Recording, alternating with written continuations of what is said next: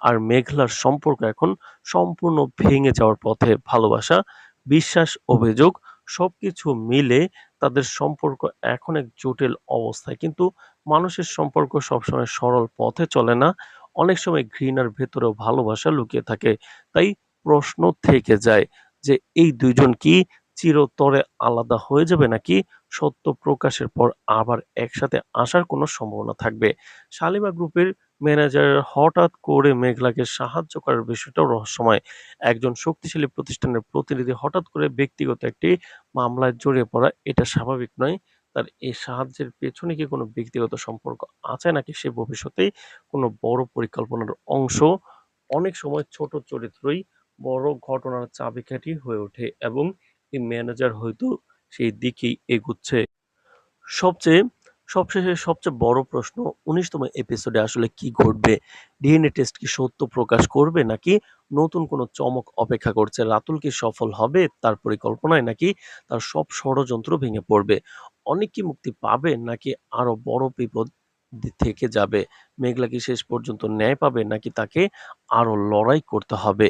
এই প্রশ্নের উত্তর এখনো অজানা আর এই অজানাই দর্শকদের সবচেয়ে বেশি টেনে রাখে।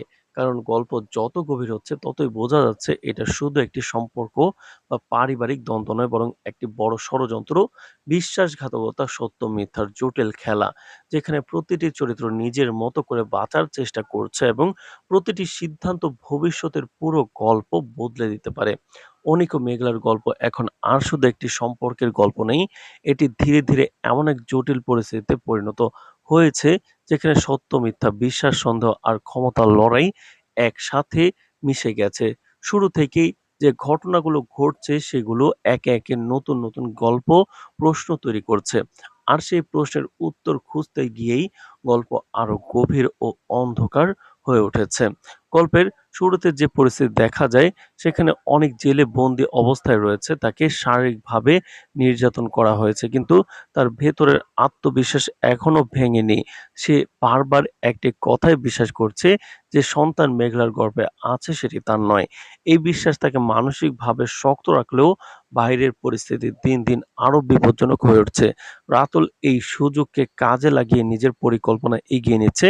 সে শুধু অনেককে আটকাতে চায় না বরং পুরো সত্যটাকে নিজের মতো করে নিয়ন্ত্রণ করতে চায়। এরই মধ্যে সাব্বিরের ধরা পড়া পুরো গল্পের নতুন একটি মোড় এনে দেয়। এতদিন সাব্বির ছিল এক ধরনের গোপন তথ্যের বাহক যে ২ পক্ষের মাঝামাঝি দাঁড়িয়ে পরিস্থিতিকে নিয়ন্ত্রণ করছিল। কিন্তু তার ধরা পড়া মানে এসব সবকিছু উন্মুক্ত হয়ে যাওয়ার সম্ভাবনা তৈরি